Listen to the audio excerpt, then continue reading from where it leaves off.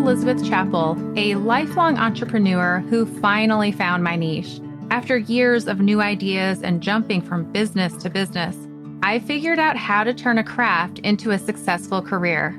In 2016, I started a monthly subscription box for quilters. That little startup has grown into a thriving, multiple six-figure business that I am so proud of.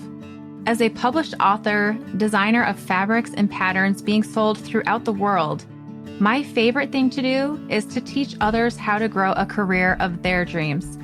Each week, you'll hear from me or from other guests who are creative entrepreneurs, so you can learn exactly what to do and what not to do to grow a career that's more rewarding and successful than you ever thought possible. If you're ready to turn your craft into a career that you love, I am so excited you're here. Welcome to the Craft to Career podcast.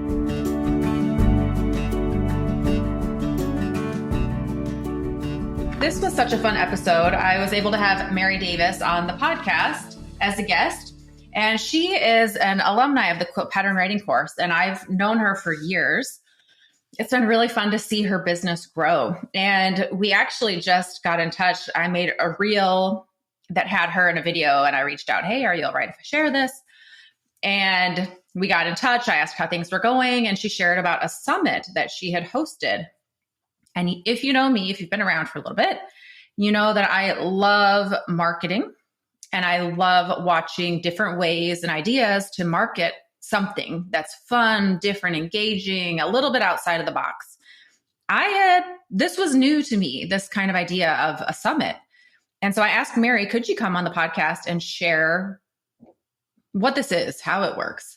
And she was like, sure, and she admitted the end of the summit, there were a few marketing things that I wish I had done a little different. I'm like, share it. Tell us all the things. Tell us, what went well, what you would do different, because that's how we all learn. I mean, sometimes it's kind of nice to hear when things don't go perfectly, because then when they don't go perfectly for us, it's like, oh, that's all right. Everybody experiences that. But there are so many things to learn from all of the stages of growth and trying and experimenting. And I really do love this summit idea that Mary shares. So before we jump in and chat with Mary, I'm going to read a review from Steph. Oh gosh, Beatty. It's Beaty.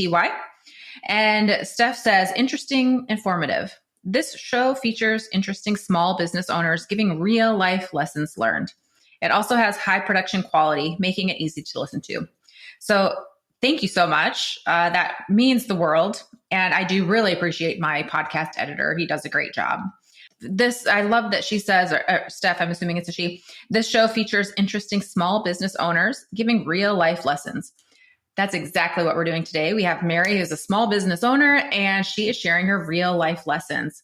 And it is 100% applicable to all business owners. This is an idea that anyone could use in your business.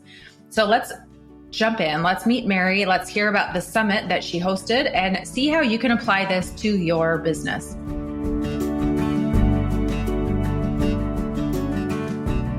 Mary, I am so excited to have you here on the Craft to Career podcast. One of my OG alumni students and longtime friend. Thank you for being here. Thanks for having me. It's my pleasure. Yeah. So we were just DMing. Oh, I made a reel and you were in it. And I was like, is it all right if I use this? And so we got back in touch and you told me about a summit that you recently did. And I was like, hold on. We need to have this on the podcast. So for our listeners, can you kind of share your sweet spot? What do you do in the quilting world that's really your niche, your signature thing? Well, right now I'm kind of more into the free motion quilting. I mean, I love quilting. I love piecing. I love all of that stuff. But when I'm piecing a quilt, I can't wait to get done so I can hurry up and move on to the free motion quilting. So I started free motion quilting. It's probably been about 8 years ago. So I feel like I'm fairly new compared to a lot of people who have been doing this for eons. And I started out like everybody else does when they want to do something new, with the books, the YouTube, the Googling, and all that other fun stuff. And once I discovered free motion quilting, I was like just truly amazed and I wanted to learn more. And so that kind of speared me into getting my first sit down long arm machine, which was not the greatest and they cost even used, it cost me a lot of money.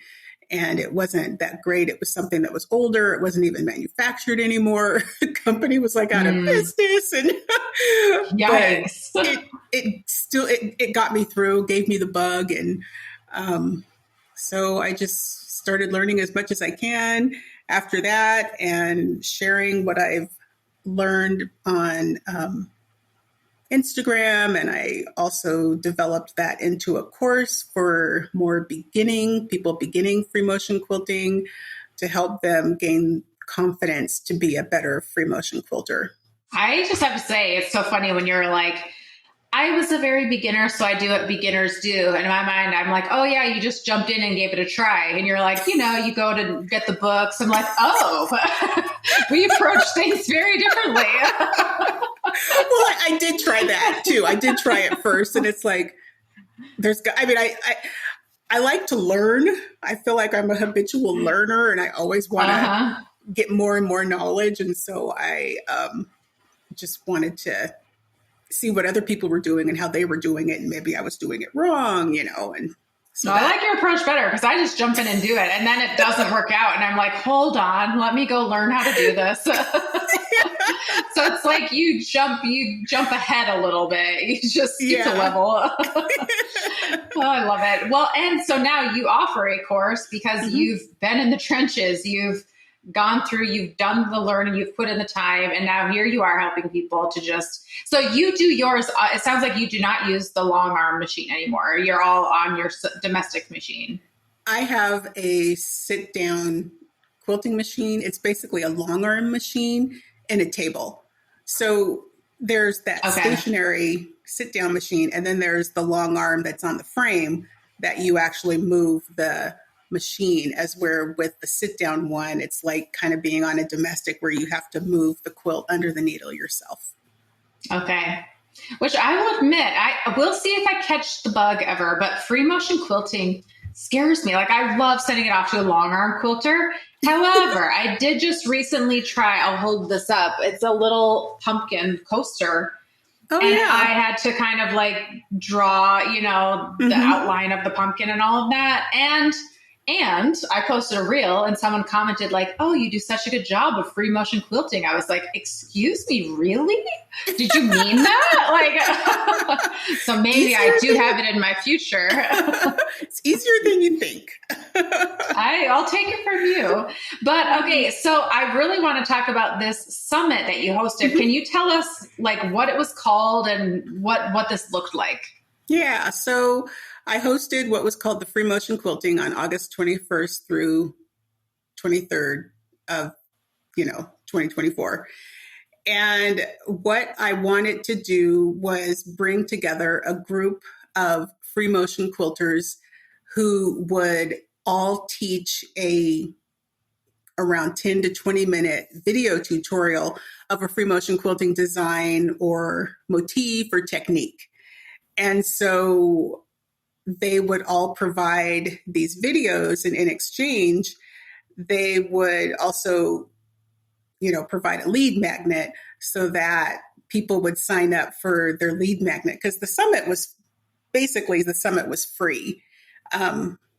You get people in the door, it's free, but then you offer, of course, an upgrade version with more options for, so you can also use this as a moneymaker. The biggest thing is to get email addresses, because you want to be able to, as you know, market to these people in the future. And so that was my initial goal, was building my email list. And then, of course, you want to make the money too, but the bigger thing was the email list. And so all of the teachers, through their lead magnets, people would sign up for that and opt into their PDF download so that they too would get emails for themselves. And I also offered what was called the All Access Pass, which was the paid upgrade for people to get even more with some live elements and more resources that they could have, more learning opportunities. And so that was about it. It went really well. This was my second year. Well, yeah, let me dive deeper because I already have questions. I'm like, whoa, nitty gritty.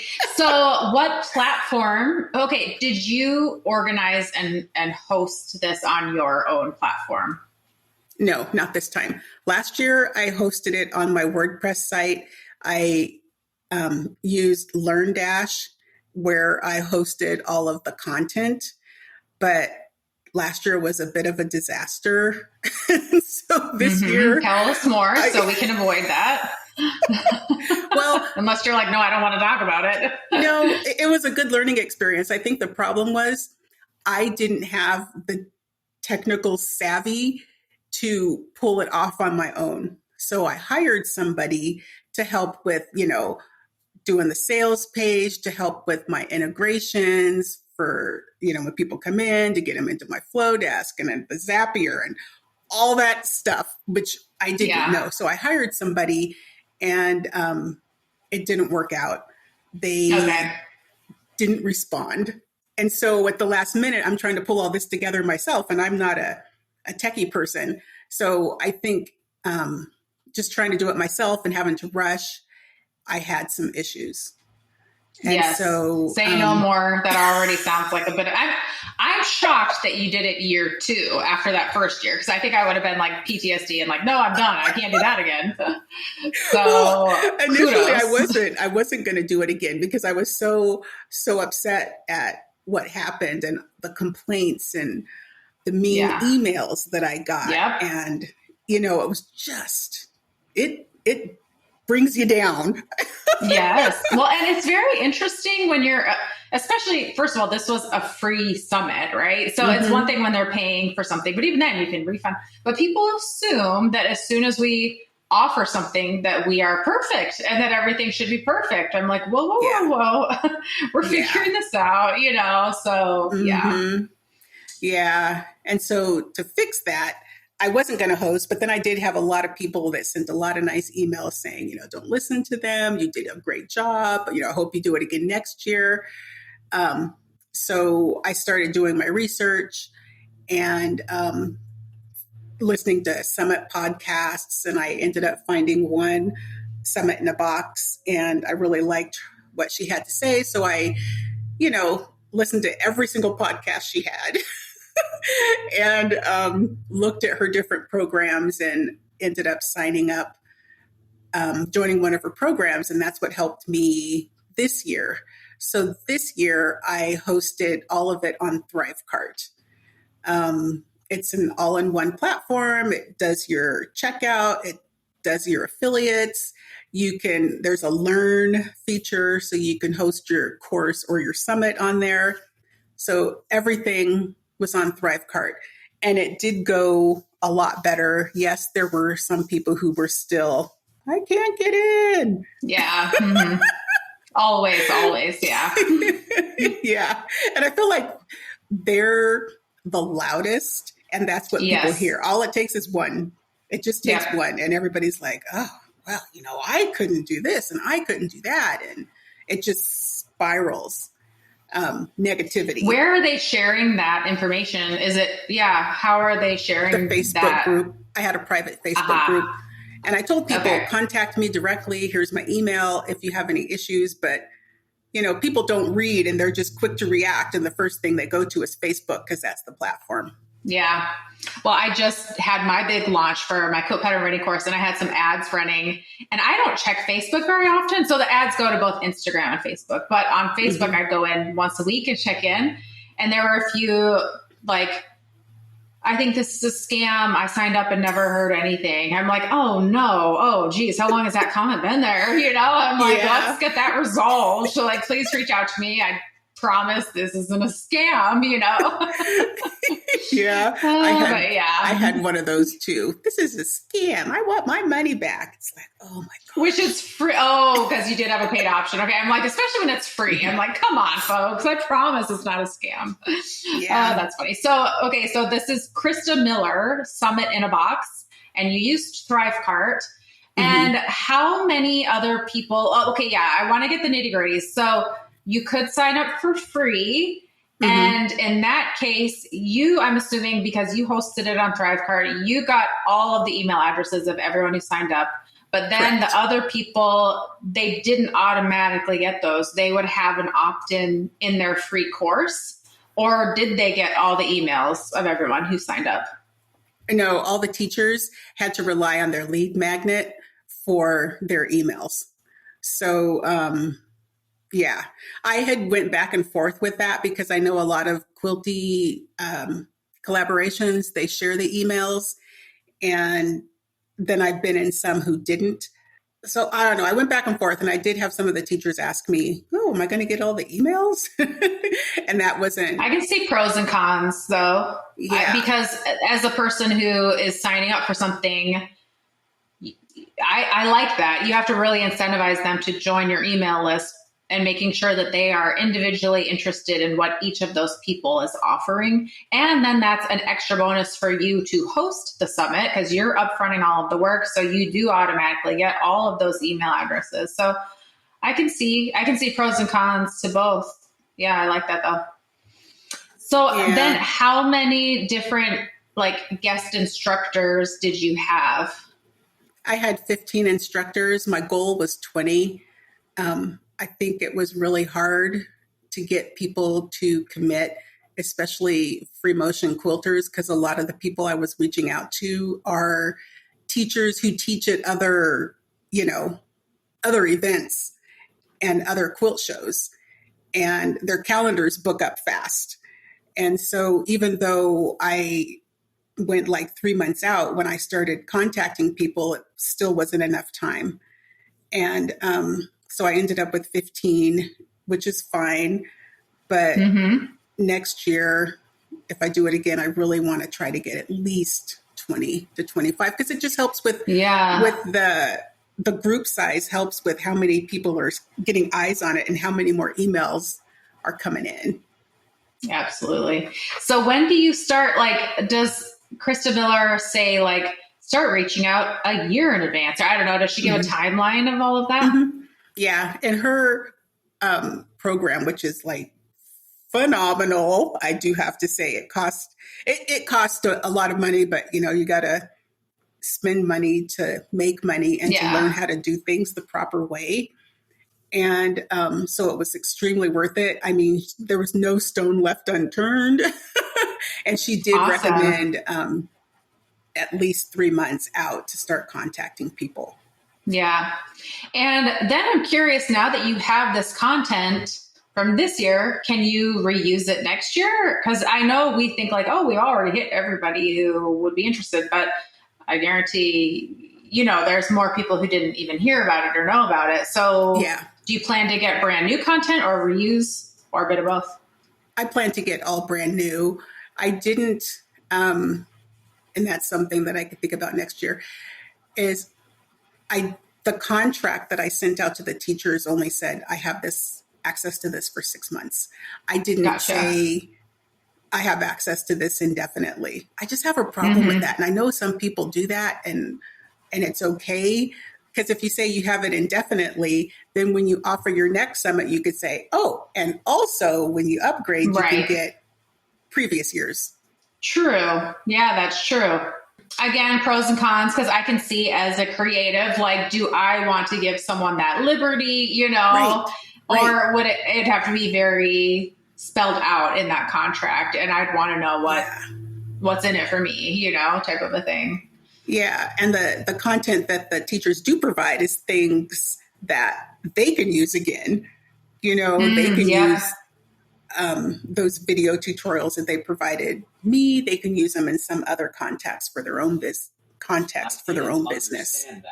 But then I'm also thinking, if I were to create something and it's getting marketed every year. I'm getting marketed every year. You know what I mean? Like so that's a plus. Anyhow, something to think about. Yeah. So, okay. And then I'm very curious. Let's say that somebody pays for the upgrade. If I were a guest teacher for this summit, do I provide two contents, one that's free and one that's paid? Correct. Yeah. They provided one lead magnet for the free registration portion. So everybody got that. And then they provided another something, like some people did ebooks, some people did discounts on their shops or classes, or you could do like a drawing and somebody could win like free patterns from your shop. So there were a bunch of different options that I gave people. Even webinars that were old webinars that somebody might have done would be a good addition for like a bonus, for like a teacher bonus. So my goal was to have it be something that they didn't have to recreate the wheel again unless they wanted to, because I wanted it to be easy for the teachers to say yes. Yep. Absolutely. And then do they earn money if somebody signs up? Do they get a portion of that, or how does that work? Yep. Everybody got 40% affiliate commission. The summit, I did 3 tiers of pricing. The first tier, which is what most everybody did, was $47. Next year, I'm going to raise that because I don't think people had a problem paying $47 for what they got. And so, so they got 40% of either $47, $57, or $67. And the affiliates went really good. There were 2 people who were well over $1,000 in affiliate commissions just on $47 sales, so if you market it, it works, but there's always, some people don't have time. And I didn't make the affiliate marketing mandatory. It was optional, but that's another thing I might think of for the future is make it mandatory, at least one newsletter mention, one email. Yeah, that's a good idea because you will get more traction that way. And the idea of the summit is, I guess you could use it for anything, but it could be a good way to grow your email list, to earn money, but you were using it specifically as like a pre-launch for your course. Is that correct? Yes. And that was the purpose that Krista Miller, does she teach? Like, if you're using it for this purpose, do it this way. If you're using it as a lead magnet, do it this way. Yeah, she has I can't remember what she calls it, summit to launch, she might call it, or like summit to membership. Some people have memberships, but you want to have something on the back end to kind of lead into to help, now that you've primed all these people with the summit, it's like, wait, here's more, So, yes. Yeah. So, yeah. And I think if I had like a membership, I don't know, all these what ifs, I think if I had a membership, it would be a cheaper option and maybe more people would have signed up for that than to sign up for my course, which is a lot more. Well, and you were saying that there's the webinar that should be at the end of this if you're doing a launch. So you do a webinar, and I'm assuming because it leaves no stone left uncovered, she goes into like how long the webinar should be, what to cover in the webinar, all of that. Yeah. And I do have to say, embarrassingly, and we had talked about this, is I skipped over that part because I thought, I don't think I need it. I know, this is going to work. I've got all these people primed from the summit. And I kind of just glanced over that section. And that hurt me. And like we were saying, these steps are set out for a reason because they work. And so my problem was I didn't do the webinar, and I should have done the webinar or a workshop or something that was multi-day to get people more interested in my course. Yeah, that was, Mary and I chatted about that beforehand. Like if you're following a formula or a procedure, follow it to the T, because I've seen it when I've followed someone's formula or when I've tutored other people and they'll leave little bits out, I'm like, oh my gosh, that was crucial. Like, I know you probably thought, but like, that's a part of the recipe. It's like if you're baking cookies and you leave out the eggs, like it just doesn't turn out quite right. So yeah, the steps matter. But I loved this summit idea, and I love the idea of coming together, gathering people in a certain field or niche, offering something for free as a lead magnet. And it could be everyone either gets the emails or, like you said, where they have to opt in specifically for that lead magnet, offer an upsell, and you earn money just by being an affiliate. That's how you would earn the money. And then at the end, you could just leave it as is and use that as like a lead magnet grower. But if you're doing a launch, then you can do a webinar and have an upsell at the end. And you're gathering people for, in your case, free motion quilting. I'm assuming all of the guest teachers were focused on different aspects of free motion quilting. Yep. They just taught a different design. It wasn't anything, I didn't have a specific requirement. I think free motion quilters just want to learn new designs, so they were open onto what they can pick. I kept everybody updated on who's doing what so we wouldn't have any duplicates, but it worked out great.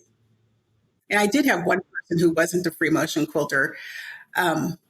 She did color theory and she does like creative meditation. And so I thought that would be kind of an interesting way to, something interesting to bring in that wasn't necessarily free motion quilting, but I like creative meditation would help anybody in their creative process. And color theory as quilters is interesting. It'd be fun to have like just an artist come in, who talks about drawing. Because from the little bit that I know of free motion quilting, which isn't much, but like you practice drawing first. Am I right? I could be totally making this up. Okay. Yeah. You want to practice first to get that muscle memory. Yeah. See, I would come for the drawing. If you had an artist there, I would come and be like, teach me how to draw, and maybe I'll put it on my quilt one day. Who knows? I know. I really like, just side note, I really like drawing on quilts and doing like thread art kind of. So just free motion drawing and stuff I just love. So see, now this is sparking an interest that I'm intrigued about. Although I'll start with a placemat or something. I don't want to like ruin a quilt of mine, heaven forbid. Oh, very fun. So, any last like takeaways or advice that you have for someone who's thinking about hosting a summit like this? I think it's just a great idea to help build your business, to help build your brand so people kind of know who you are in the industry and what you can provide. It just opens up that opportunity for collaborations with these speakers that you just kind of admired from afar. And now you get to actually work and collaborate with them, which is really cool. But I think it's just a great idea. I think it's becoming more popular in the crafting world doing these types of summits. There's a few others out there that I've done, and but there's not a lot, so there's room. Yeah, there's not. Yeah, totally. I think next year I might do like free motion quilting and more, just to add in maybe something else that's not free motion quilting, but that's quilting, to try and get some more teachers and diversify a little bit more. But it's a really good feeling when you're hosting an event and those registrations are just rolling. And it's like, this is so exciting. Look at how many people are signing up and how many people are interested in it. Exactly. But yeah, I just need to, hopefully next year I'll broaden the horizons a little bit and get more people. I did have people afterwards saying, I just heard about this. It's like, sorry, It's over. I know that happens every year when I do something like, wait, I just signed up and it's over. I'm like, yeah, come in 365 days, come next year. Yeah. And I did just want to say for anybody who was probably wondering how many people signed up, I had 2,909 was the final number on people that signed up. Awesome. And of those, 409 people purchased the upgrade to the All Access Pass. Oh, nice. So, okay. I don't have my calculator here, but what do you know the percentage of that? What's the percentage? I'm horrible with math. We can figure that out listening. I am too. You know me. But I think that's a pretty good conversion rate. So that's great. I was pleased. My goal was 500. So a little bit off. Do you know what though? Every time I set a goal and don't quite get there, I'm like, what if I hadn't set a goal, or what if I'd set a goal way lower? I probably would have gotten less than I did. I probably would have gotten 5 or whatever the number is, So yeah, always good to shoot for this. What is it? Shoot for the, I'm forgetting that. Shoot for the moon and fall for the star. I don't know, whatever. Aim high. There we go. Aim high. Yeah. Awesome. Well, for our listeners who are curious to learn more about you or free motion quilting, where is the best place to find you? You can find me everywhere at Mary Go Round Quilts, and it's Mary Go Round Quilts. And that's my handle everywhere. Instagram, Facebook, YouTube, all of it. Website, marygoroundquilts.com. Yep. Awesome. And then keep an eye out. Now, if someone's listening and they're like, oh, I do free motion quilting, I'd be curious in collaborating with this. Yeah. Should they reach out to you? Is that something that you're open to? Please do. Yes, please. Awesome. That was one of the questions also on my post-summit survey, was asking people, would you be interested in teaching at a future summit? And so it's a good way to also find new teachers and speakers. So it's just lots of good things can happen from collaborating with these summits. Yes. And putting yourself out there, being seen, being visible, with the good and the bad. The people who, like we talked about, might get a little bit fussy, but generally it's, 90% people are really happy and positive, but we as human beings notice the one, that is not, but it sounds like a really cool idea. It's something. Yeah, exactly. It's something I'm very intrigued about. And I also love a good marketing idea that's not oversaturated. Like, this is something very new in the crafting community that I hadn't heard a lot about. So I'm really glad you came and shared that with us. Yeah. The first one that I had actually heard about was, I think it was when I did Amy Porterfield's course, and somebody had done a podcast on a summit that they had done with real estate and vacation rentals, Airbnb. And it was like, well, that is very interesting. How can I twist that so that it fits into my niche? And so that's what got me going. I love that thinking. I love looking outside of our little market with that in mind, though, because that would be like free motion quilting. And I mean, I wouldn't have thought real estate and whatever that was, Airbnb or whatever. Yeah. Yeah. And it sounded like from the podcast, she did really, really well. It was a big hit. So that's interesting to think about. If you're doing free motion quilting plus another aspect of quilting, I don't know even know what it would be, but any other aspect, but merge those two together and you'd probably get, like you were saying, an even bigger audience. So yeah, I love it. I love that kind of creative thinking outside of the box. Yep. Well done, Mary. Well, thank you so much for being a guest here on the podcast. Thanks for having me.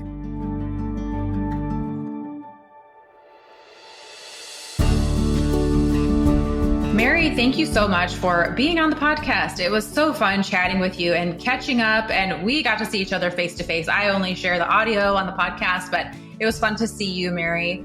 And again, I hope you listeners go and check out all that Mary is doing and try some new marketing ideas. It may be this idea of a summit, it might be something else, but just that power and freedom and creativity to really explore what is out there. What could you try? How could you share your product in a fun, unique, creative way? So have fun with that. And I will see you back here with a brand new episode next Friday. Until then, take care.